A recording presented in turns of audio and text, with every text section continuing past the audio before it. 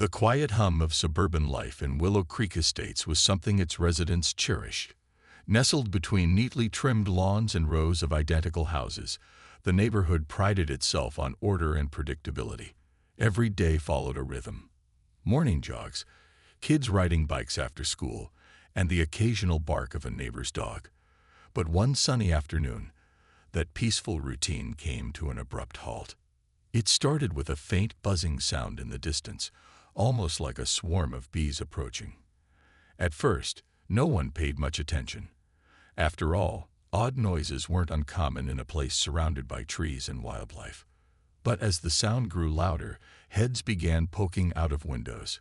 What they saw next left them stunned. A massive helicopter was descending straight into the backyard of Sarah Thompson's house.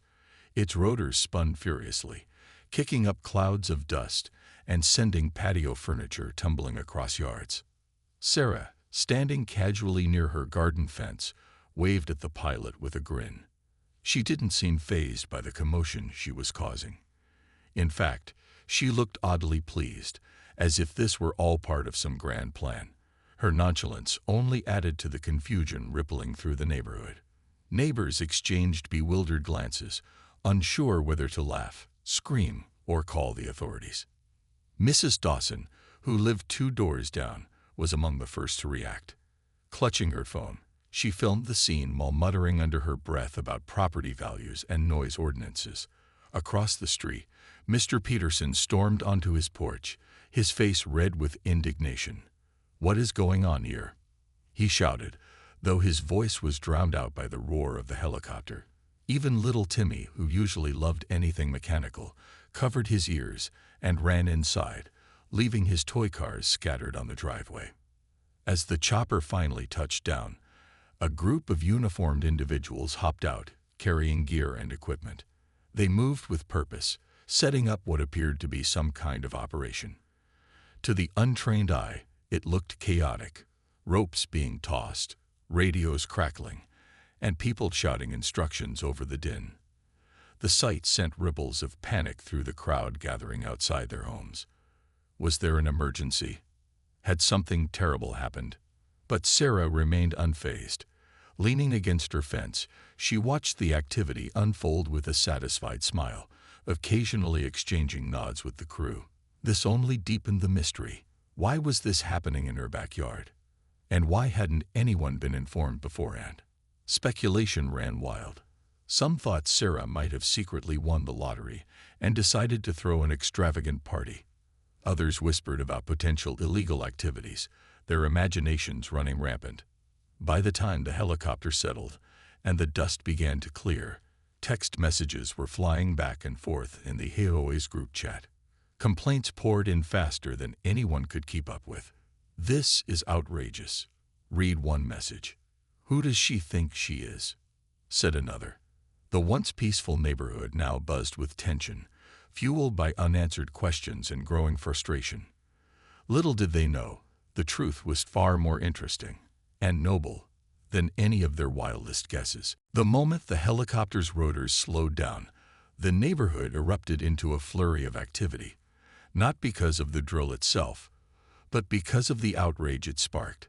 Within minutes, phones were buzzing with notifications as the HOA's group chat exploded with messages. Mrs. Harper, the HOA president, was bombarded with complaints from every direction. "This is unacceptable," typed Mr. Peterson, his words in all caps for emphasis. "We pay good money to live here, and now we have to deal with this nonsense." Mrs. Dawson chimed in next, sharing her video of the helicopter landing. "Look at this chaos," she wrote, attaching the clip. "My garden is ruined, and my dog won't stop barking. Who does Sarah think she is?" Others quickly piled on, their frustrations mounting. Some complained about the noise disturbing their afternoon naps, while others worried about potential damage to their roofs or fences from the powerful downdraft. One neighbor even joked that they should start charging Sarah rent for using the airspace above their homes. By evening, the situation had escalated far beyond idle gossip. The HOA board convened an emergency virtual meeting to discuss what many considered a gross violation of community guidelines. Mr. Peterson, who rarely missed an opportunity to voice his opinions, led the charge. "This isn't just about today," he declared during the call. "Sarah has always pushed boundaries. First, her bright pink mailbox, then those ridiculous wind chimes, and now, this."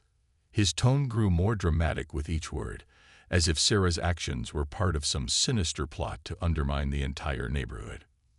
Mrs. Harper, ever the diplomat, tried to calm things down. "Let's focus on facts," she said firmly. "We need to address this professionally." But even she couldn't hide her irritation. She drafted a formal complaint letter to Sarah, outlining the grievances of the community. The document was filled with phrases like disregard for shared spaces, unauthorized use of private property, and potential safety hazards. It ended with a stern warning. If such incidents occurred again, Sarah would face hefty fines, or worse, legal action. As the letter circulated among the board members for approval, tension simmered. Everyone agreed that something had to be done, but not everyone shared the same level of anger. Mrs. Lewis, a quieter member of the HOA, hesitated. "Do we know why she did this?" she asked cautiously. "Maybe there's a reasonable explanation." Her question was met with scoffs. "Reasonable? The helicopter landing in her backyard." "Please," retorted Mr. Peterson. "She's just showing off." Meanwhile, Sarah remained blissfully unaware of the storm brewing around her, or perhaps she chose to ignore it. When the official complaint arrived via email later that night, she read it with raised eyebrows and a wry smile. "Oh, this is rich," she murmured to herself, shaking her head. She knew the truth would eventually come out, but watching her neighbors jump to conclusions was almost entertaining. Still, she understood their frustration. Living in a tightly regulated community meant people valued rules, and when those rules seemed broken, emotions ran high. But Sarah also knew that patience would pay off. For now, she let the HOA stew in their indignation, confident that the real story would soon turn their anger into awe. Behind the scenes, Sarah's involvement in the helicopter incident was far from random or self-indulgent. In fact, it had been months in the making, born out of a desire to give back to her community in a meaningful way. What her neighbors didn't know, and what Sarah hadn't bothered to explain yet, was that she had worked tirelessly with local emergency services to organize an official rescue drill. Her backyard wasn't just any ordinary space. It bordered a dense forest, which made it an ideal location for practicing high-stakes scenarios like evacuations and medical airlifts. Sarah's inspiration came from a news story she'd read about a family stranded during a flash flood last summer. The report highlighted how critical timing could mean the difference between life and death in emergencies. That's when she approached Captain Lewis, head of the local fire department, with an idea. "What if we practiced these kinds of operations before disaster strikes?" She had asked him over coffee one morning. To her delight, he agreed, recognizing the potential value of using her property for training purposes. Over the next few weeks, Sarah collaborated closely with the team to plan every detail of the drill. They mapped out scenarios involving injured hikers, lost children, and even wildfires, all situations that required swift coordination between ground teams and air support. Volunteers were recruited to act as victims, complete with fake wounds and props to make the simulation as realistic as possible. Paramedics, firefighters, and pilots participated, ensuring everyone involved honed their skills under pressure. Despite the meticulous planning, Sarah decided against announcing the drill ahead of time. She knew her neighbors well enough to anticipate their reactions: endless questions, complaints about noise, and possibly even attempts to block the event altogether. So instead, she kept quiet, choosing to let them witness the spectacle firsthand. While some might call this decision risky, or even mischievous, Sarah saw it as an opportunity to challenge her community's assumptions. If nothing else, she figured the shock factor would get people talking. As the day of the drill approached, Sarah felt a mix of excitement and nervousness. She trusted that revealing the truth later would justify her secrecy, but she also couldn't deny feeling a twinge of amusement at the thought of her neighbors' dramatic responses.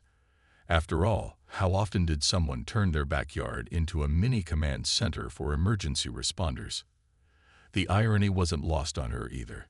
Here she was, hosting an exercise designed to protect lives, while her neighbors assumed she was indulging in some sort of personal extravagance.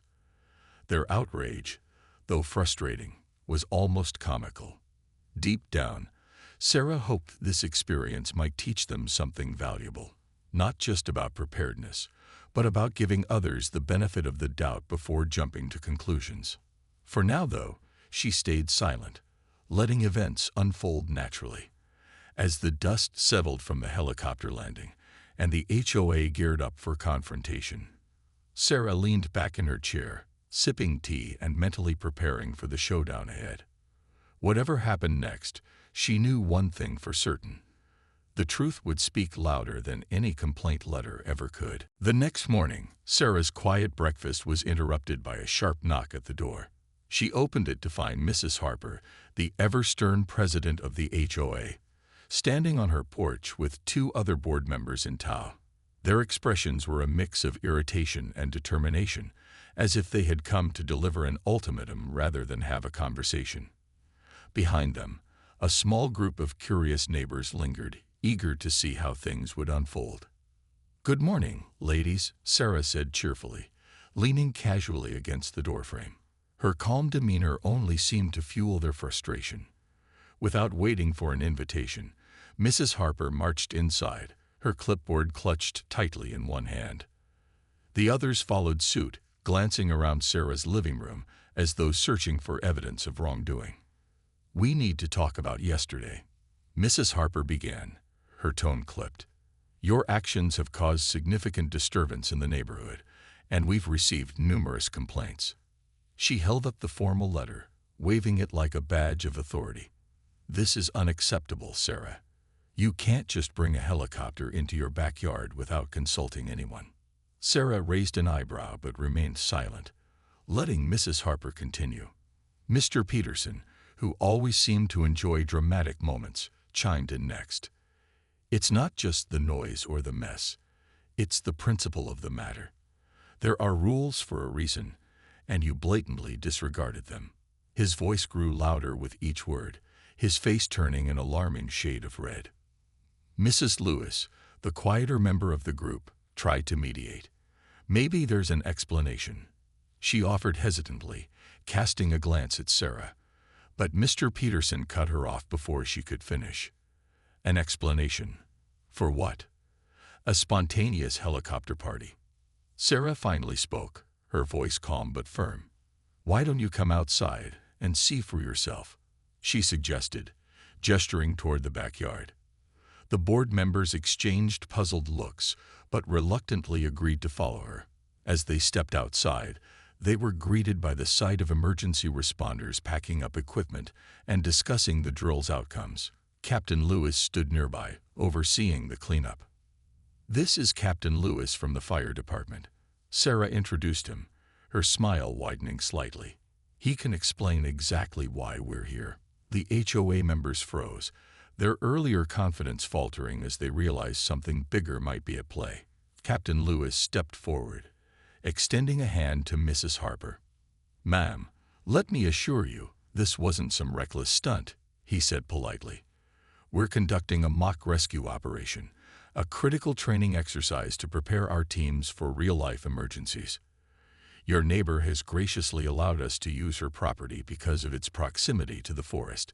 It's an invaluable opportunity for us to practice scenarios that could save lives." The words hung in the air, heavy with meaning. Mrs. Harper blinked rapidly, clearly caught off guard. Mr. Peterson, however, wasn't ready to back down so easily. "Well, couldn't you have given us a heads up?" he demanded, crossing his arms. "People deserve to know when something like this is happening." Captain Lewis nodded sympathetically. "I understand your concerns, sir. In hindsight, perhaps we should have communicated better.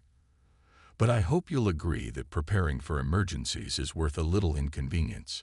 He paused, then added, "Besides, these drills often require confidentiality to ensure they're as realistic as possible." Mrs. Harper glanced at her fellow board members, visibly flustered. They had arrived ready to reprimand Sarah, but now they found themselves facing a situation far more complex and admirable than they'd anticipated. Even Mr. Peterson looked less certain, though he still muttered under his breath about proper procedure. As the group stood there, absorbing the revelation, Sarah watched silently, her expression unreadable. She knew this moment would shift the narrative, but she also understood that pride and embarrassment wouldn't disappear overnight. For now, though, the confrontation had taken a surprising turn, one that left the HOA scrambling to adjust their stance. The revelation hit the HOA members like a ton of bricks, but it didn't stop there. Word spread quickly through the neighborhood as Captain Lewis patiently explained the purpose of the drill to the growing crowd of curious residents who had gathered outside Sarah's house. What started as an angry mob of complainers soon transformed into a group of wide-eyed onlookers, many of whom were visibly impressed by what they were hearing. "This isn't just practice," Captain Lewis emphasized, his voice steady and reassuring. "These drills save lives. Last year alone, we responded to over a dozen emergencies in areas like this: hikers trapped in the woods, families stranded during storms, even medical evacuations for people with no other way out. Every second counts, and being prepared makes all the difference." As he spoke, some of the neighbors began nodding slowly, their initial outrage melting away. Mrs. Harper, still holding her clipboard, looked torn between embarrassment and admiration. She glanced at Sarah, who stood quietly nearby, arms crossed and a faint smirk playing on her lips. It was clear now that Sarah hadn't been selfish or reckless. She had done something extraordinary, and without seeking recognition. Even Mr. Peterson, ever the skeptic, found himself struggling to maintain his gruff demeanor.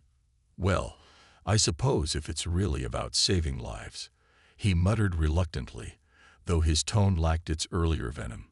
A few people chuckled nervously, breaking the tension. Someone joked about starting a fan club for Sarah, which earned a round of laughter from the crowd. For the first time in hours, the atmosphere shifted from hostility to curiosity, and even gratitude. By the end of Captain Lewis's explanation, several neighbors approached Sarah to thank her.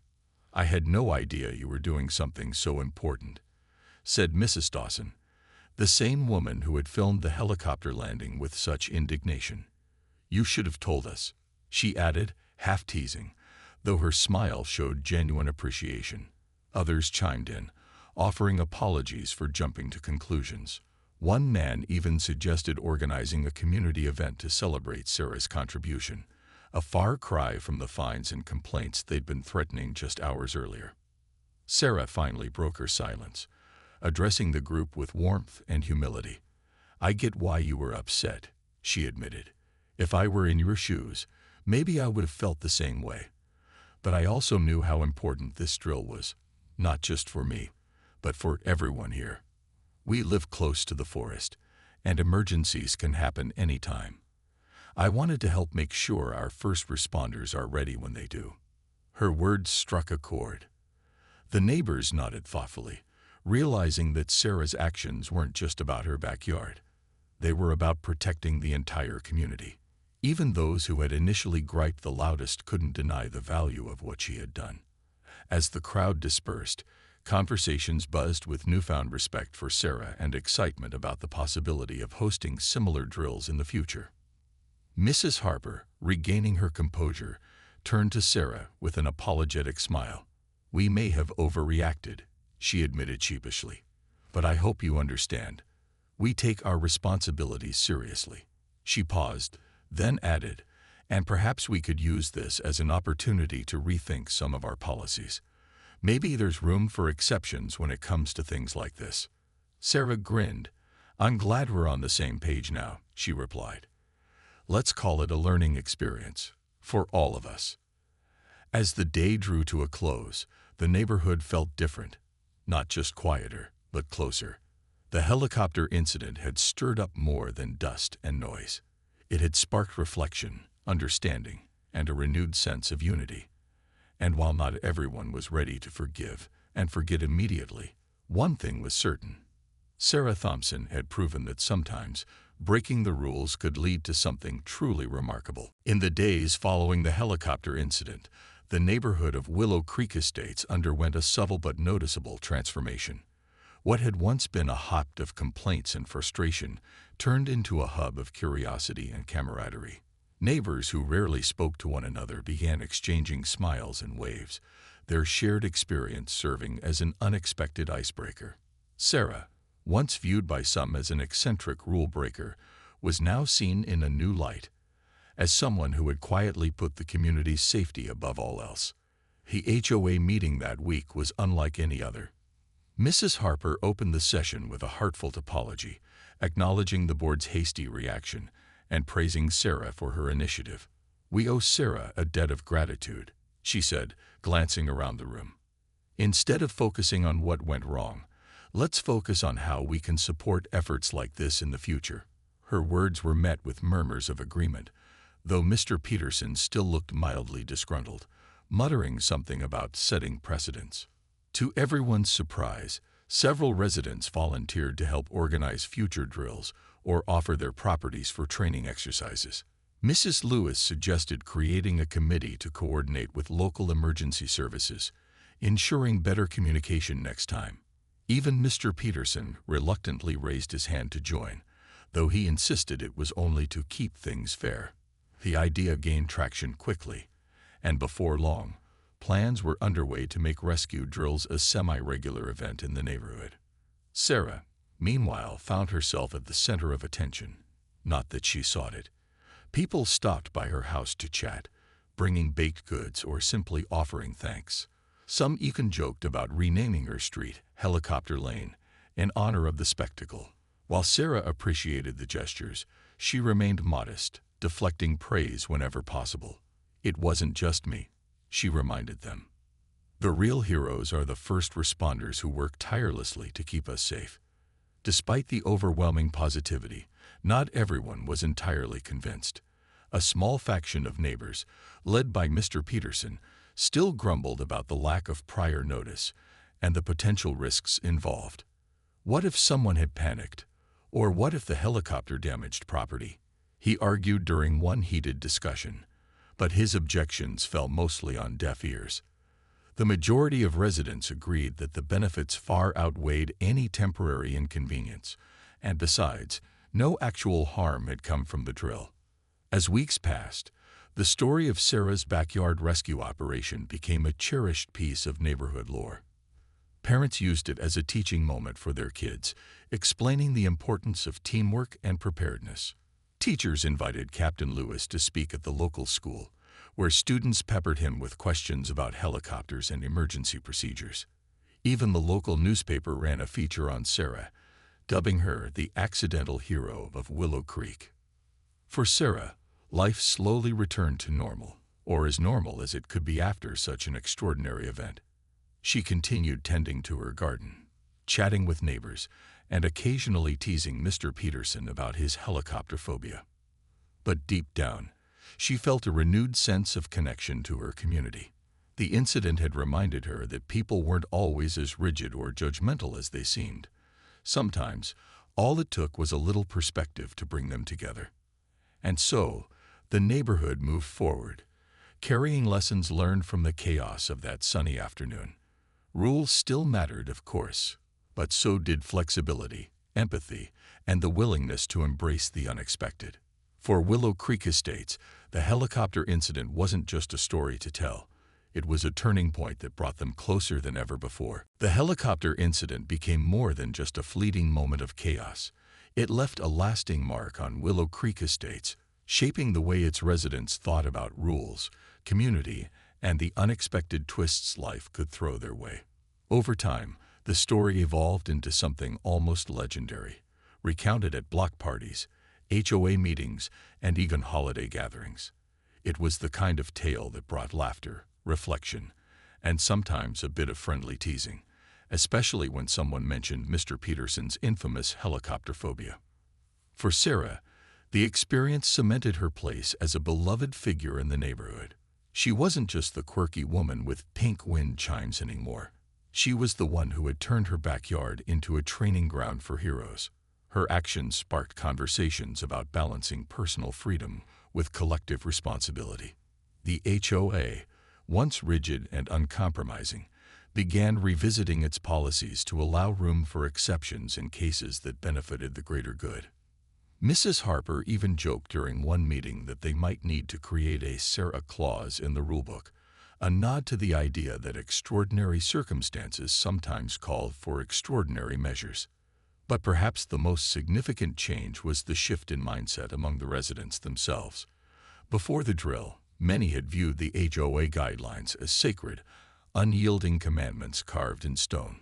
Now they understood that while rules were important, so was context, and occasionally bending those rules could lead to something remarkable. Neighbors started looking out for each other more, whether it was offering help during power outages or organizing fundraisers for local charities. The sense of isolation that often comes with suburban living gave way to a stronger, more connected community. Even Mr. Peterson softened over time, though he would never admit it outright. One day, he surprised everyone by showing up at Sarah's door with a plate of cookies. "Just wanted to say, thanks," he mumbled awkwardly before shuffling away. Sarah laughed heartily, snapping a photo of the plate and sending it to Captain Lewis with the caption, "Mission accomplished." The rescue drill also inspired practical changes beyond goodwill and neighborly bonds. The newly formed committee worked closely with emergency services to establish clearer protocols for future drills, including advance notice, though not too much, to preserve realism, and designated safe zones for equipment. Other neighborhoods took notice, reaching out to learn how they could implement similar programs. Willow Creek Estates became a model for community preparedness, proving that even the quietest suburbs could play a role in saving lives. Looking back, Sarah often reflected on how differently things might have gone if she'd chosen to announce the drill ahead of time. Would her neighbors have embraced the idea, or would fear of disruption have stopped it altogether? She liked to think that everything happened the way it was supposed to, that the initial shock and subsequent revelation had taught everyone valuable lessons about patience, trust, and open-mindedness. As for the helicopter itself, it remained a symbol of resilience and possibility. On sunny afternoons, kids would point toward Sarah's backyard and imagine the roar of rotors slicing through the air. Parents smiled knowingly, reminding them of the day their little corner of the world played a part in something bigger than themselves. In the end, the story of the helicopter wasn't just about noise complaints or broken rules. It was about people coming together, learning from each other, and finding strength in shared experiences. For Willow Creek Estates, it was proof that sometimes breaking the mold could lead to something truly unforgettable. And every time someone brought up the infamous helicopter incident, Sarah couldn't help but smile, knowing that what started as a simple idea had grown into something far greater, a legacy of courage, kindness, and community spirit.